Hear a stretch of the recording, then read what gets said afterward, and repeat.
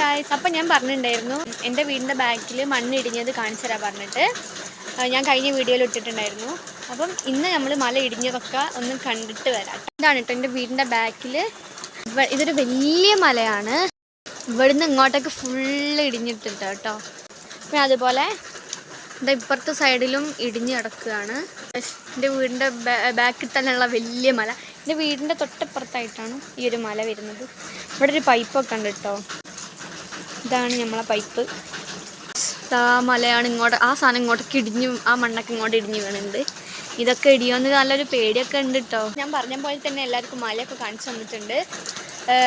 ഞാൻ ഇതിൻ്റെ തൊട്ട് മുന്നേ ഒരു വീഡിയോ ഇട്ടിട്ടുണ്ടായിരുന്നു. ആ വീഡിയോയിലാണ് ഈ മല കാണിച്ചിട്ടാണ് പറഞ്ഞിട്ടുണ്ടായിരുന്നത്.